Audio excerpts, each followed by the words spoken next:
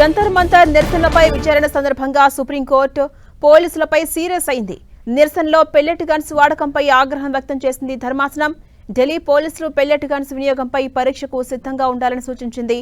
పోలీసులు వాడిన మందుగుండు సామాగ్రి లాక్ రికార్డ్స్ ను భద్రపరచాలని కేంద్రాన్ని ఆదేశించింది. పెల్లెట్ వాడకానికి స్పష్టమైన రూల్స్ ఉండాలని అభిప్రాయం వ్యక్తం చేసింది. ఈ మేరకు ఢిల్లీ ప్రభుత్వానికి సుప్రీంకోర్టు కీలక ఉత్తర్వులు జారీ చేసింది.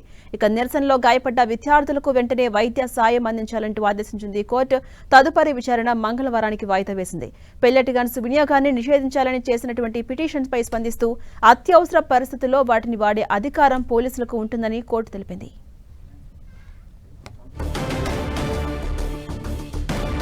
అప్డేట్స్ మా ప్రతినిధి గోపి అందిస్తారు. గోపి, జంతర్ మంతర్ నిరసనలపై విచారణ జరిపింది సుప్రీంకోర్టు. ఈ నేపథ్యంలో అటు పోలీసులపై సీరియస్ అయింది. పెల్లెట్ గన్స్ వాడకంపై కూడా కేంద్రానికి స్పష్టమైన ఉత్తర్వులు జారీ చేసింది. ఆ టెస్ట్ కు సిద్ధంగా ఉండాలి అని కూడా అభిప్రాయం వ్యక్తం చేసింది. అప్డేట్స్ ఏంటి గోపి?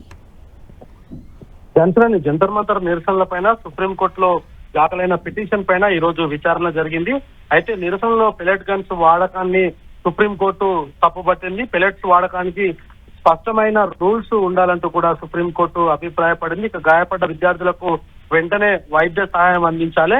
అదేవిధంగా ఢిల్లీ ప్రభుత్వానికి సుప్రీంకోర్టు ఉత్తర్వులు జారీ చేయడం జరిగింది. ఇక కేసు విచారణను మంగళవారానికి వాయిదా వేశారు. జంతర్ మంతర్ వద్ద ఏదైతే ఈ నెల 20వ తేదీన చలో సంసద్ కార్యక్రమం పేరు మీద జనతా కాక్రోచ్ పార్టీ నిర్వహించిన ర్యాలీ హింసాత్మకంగా మారడము, విద్యార్థులను అదుపులోకి తీసుకువచ్చేందుకు పెల్లెట్స్ గన్ వాడడాన్ని సుప్రీంకోర్టు తప్పుపట్టింది. అయితే కొన్ని ప్రత్యేకమైన సందర్భాలలో అంటే జమ్మూ కాశ్మీర్ లాంటి ప్రదేశాలలో పెల్లెట్స్ గన్ వాడడానికి కొంత అనుమతి ఉంది తప్ప ఇతర ప్రాంతాల్లో ఈ పెల్లెట్ గన్స్ వాడడానికి ప్రత్యేకమైన ఉత్తర్వులు ఉంటేనే ఆ పెల్లెట్ గన్స్ వాడాలి అనేది కూడా ఈ సందర్భంగా సుప్రీంకోర్టు వ్యాఖ్యానించడం జరిగింది. అదేవిధంగా ఈ పెల్లెట్ గన్స్ కి సంబంధించిన బుల్లెట్ రికార్డ్స్ ని కూడా భద్రపరచాలంటూ కూడా కోర్టు ఇటు ఆ కేంద్రానికి ఆదేశాలు జారీ చేయడం జరిగింది. మరి ఈ నిరసనలను అదుపులోకి తీసుకువచ్చేందుకు పోలీసులు జరిపిన లాఠీ చార్జ్ లో అనేక మంది విద్యార్థులు గాయపడ్డారు. మరి ఆ సందర్భంగా ఏదైతే పెల్లెట్స్ గన్ వినియోగించడము, ఆ పెల్లెట్ గన్స్ కి ప్రత్యేకమైన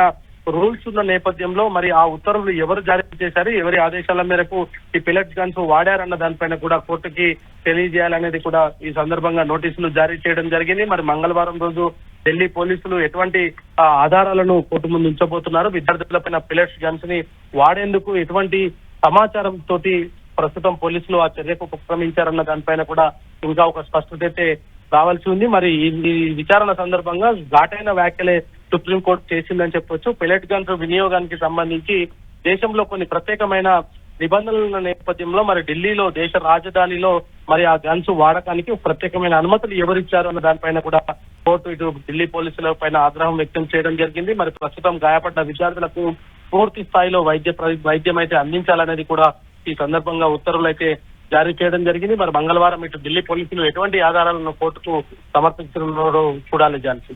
రైట్, థ్యాంక్ యూ గోపి.